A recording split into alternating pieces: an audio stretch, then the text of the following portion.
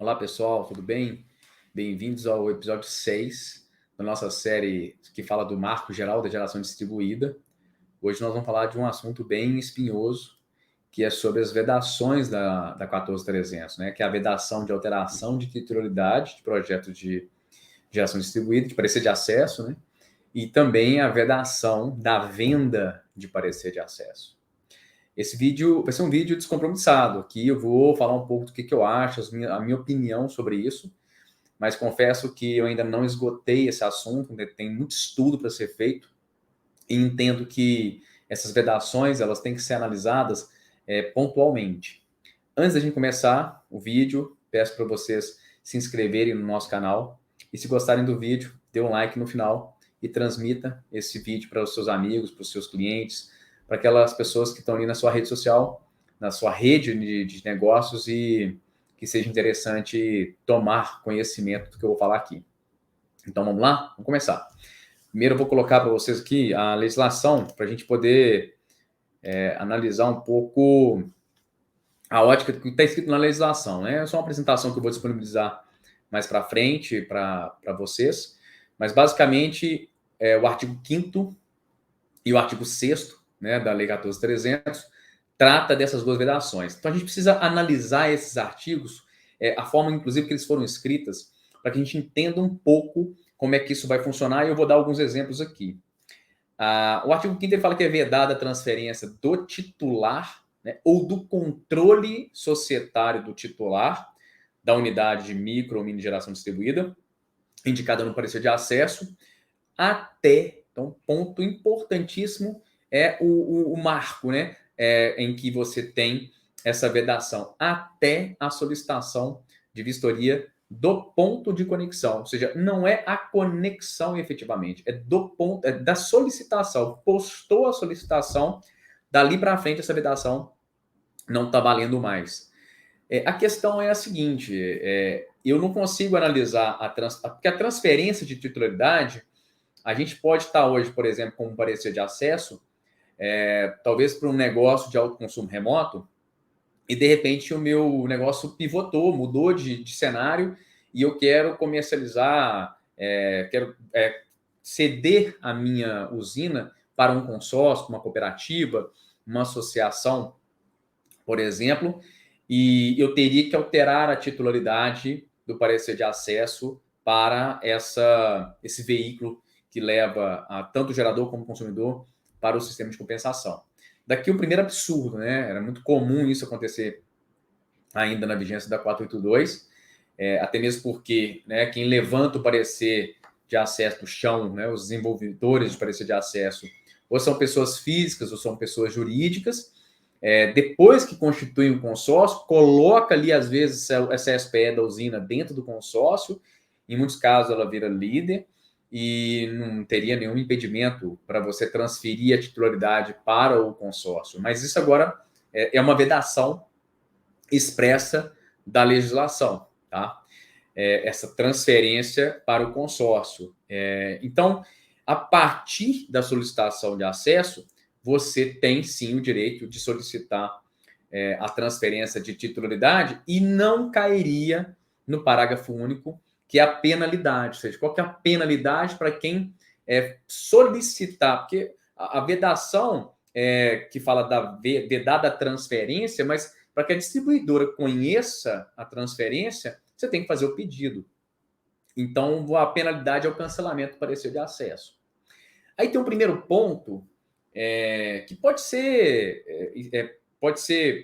um posicionamento meu um pouco ingênuo, mas a gente tem que analisar que muitos desses problemas que vêm trazidos por legislações novas são judicializados. E como é que seria visto isso pelo Poder Judiciário? No primeiro momento, eu vejo que isso viola alguns direitos, inclusive relacionado à lei de liberdade econômica, mas eu acredito que aqui a gente também tem uma questão de sequência contratual que acontece no procedimento da geração distribuída.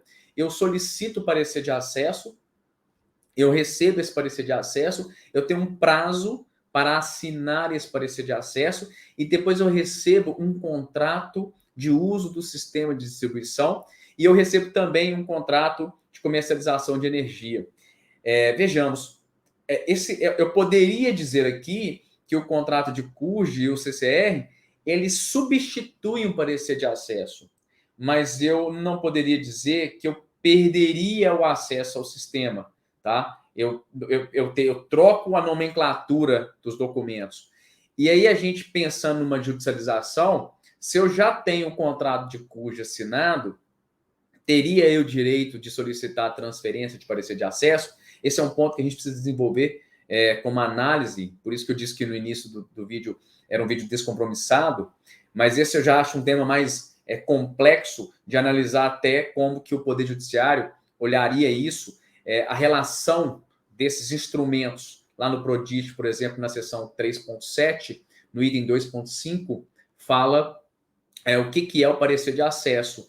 E mais para frente, nos outros itens, a gente vai perceber que a partir do momento que você assina o parecer de acesso, você recebe todo o contrato de uso do sistema que traz todas as regras.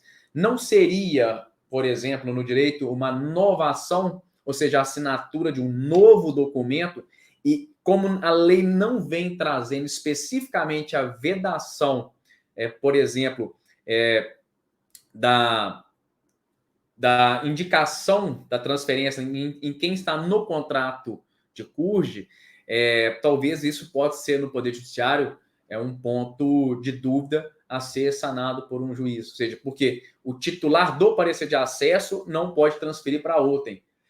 Beleza, tudo bem. E se eu estiver falando daquele que já assumiu a posição contratual num contrato de CURG?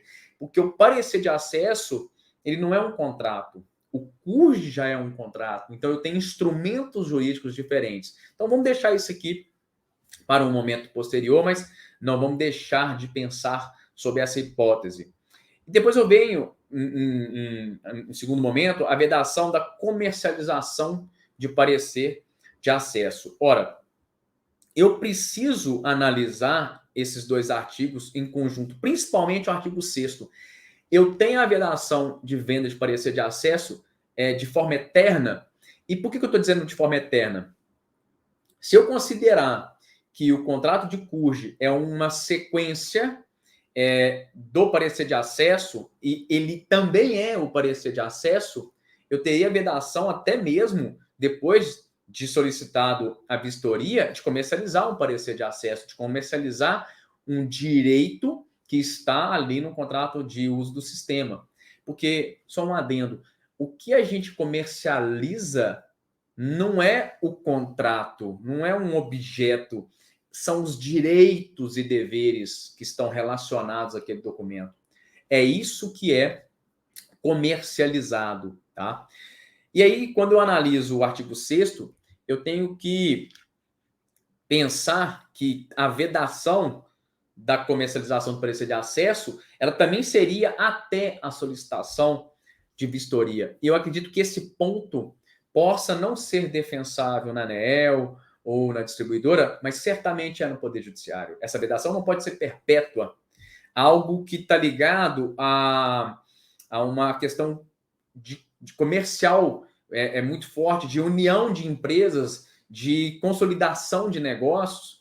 Então, eu acabo numa situação em que eu não posso mais montar uma empresa que tenha uma escalabilidade, uma startup, porque eu dependo de um setor de desenvolvedor de parecer de acesso que não é objeto de uma startup, por exemplo, que talvez não é objeto da maioria das empresas hoje que trazem consumidores para o sistema de geração distribuída. A gente tem que pensar muito nisso. Então, esse é um ponto que eu tenho analisado bastante aqui no escritório. A gente tem feito bastante reuniões com clientes. Por quê? Porque essa vedação da comercialização de parecer de acesso, ela tem que ser analisada sob a ótica contratual, ou seja, eu não posso comercializar o parecer de acesso, mas a partir do momento que eu assino o parecer de acesso e assino um contrato de uso do sistema, eu tenho ali outras condições contratuais que estão envolvidas.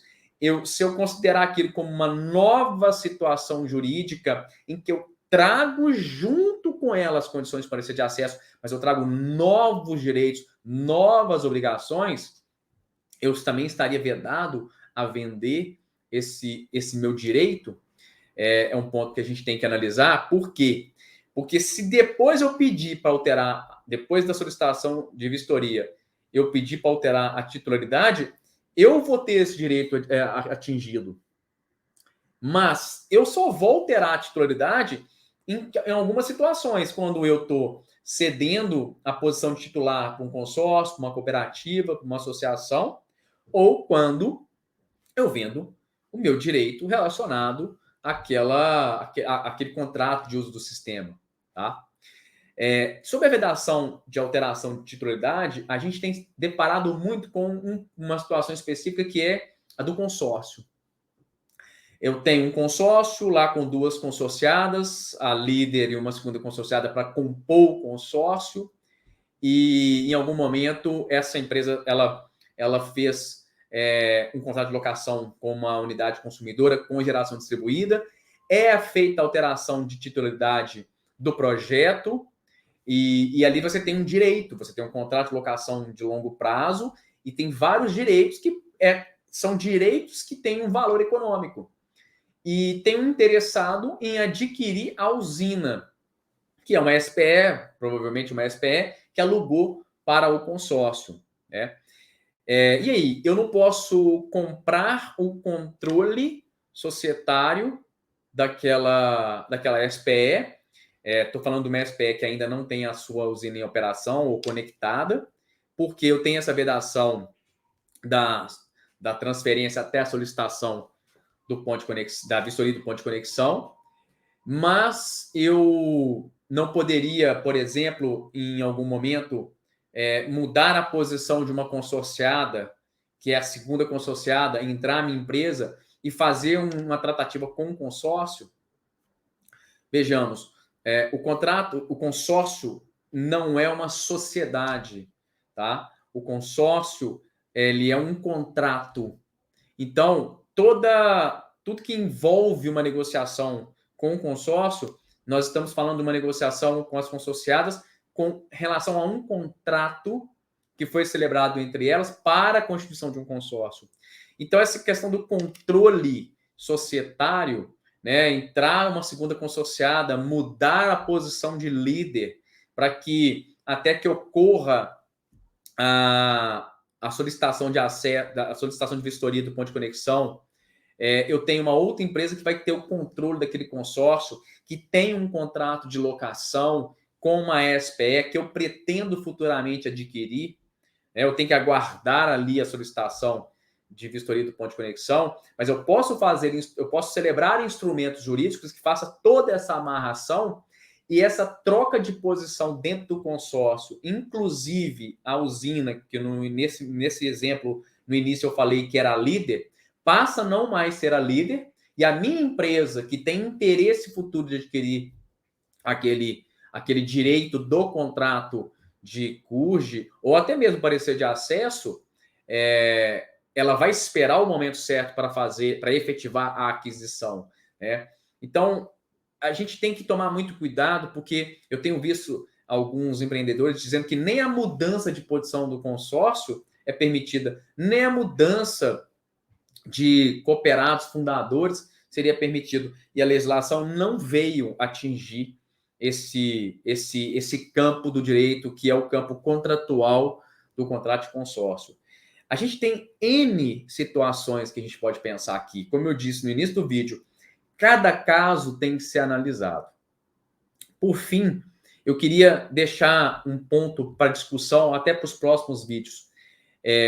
Quando a lei fala que é vedada a comercialização de parecer de acesso, a gente tem que entender, e pelo menos eu entendo assim, que o que a lei está querendo vedar é a comercialização do parecer de acesso, até no sentido de uma especulação de mercado, acredito eu, porque essa era a posição das distribuidoras quando proibia, na vigência da 482, a alteração de titularidade, porque elas alegavam que aquilo era venda de parecer de acesso. Mas, assim como eu posso adquirir um direito futuro para quando uma situação já prevista nesse momento, no presente, que ela possa ocorrer no futuro e ali eu poder exercer o meu direito, que são os contratos com cláusula suspensiva, ou seja, eu assumo um compromisso com você agora de adquirir esse parecer de acesso, de adquirir esse contrato do uso do sistema de distribuição, desde que, ou seja, com a condição de haver lá no futuro a transferência do parecer de acesso, do contrato de cuja, dos direitos relacionados a esses documentos para uma empresa específica, que seria uma das empresas contratadas naquele documento em que a gente está discutindo aqui, que vai ter essa cláusula suspensiva.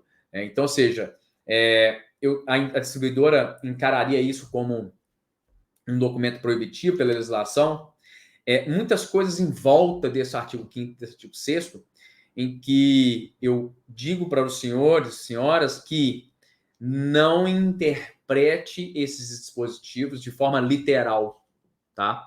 Por quê? Porque vários conceitos, termos que estão nesses dispositivos, eles são termos em que a gente precisa ir em outro instrumento jurídico, em outra legislação, em resoluções, para interpretar como eles funcionam no tempo, se eles se perdem quando chega um segundo documento, como eu disse, um parecer de acesso mais contrato de cuja. Muitas pessoas podem achar que eu estou louco aqui, falando besteira, mas não é. Isso é o nosso trabalho como advogado, é interpretar a lei. E o nosso alerta para vocês, eu repito, é não interprete a lei de forma literal. Tá? Porque se você assim o fizer, certamente você não vai conseguir escalar o seu projeto, o seu empreendimento. Eu espero que esse tema, como eu disse, não foi esgotado nesse vídeo, instigue você a ter mais dúvidas, instigue você a ter mais criatividade para modelagem de negócio. E eu quero que compartilhe comigo, seja aqui no nosso canal do YouTube, seja nas nossas redes sociais, que vocês vão ver aqui na descrição do vídeo, ou até mesmo entrando em contato conosco aqui no escritório. De toda forma, eu agradeço muito pela atenção e espero você nos próximos episódios. Obrigado.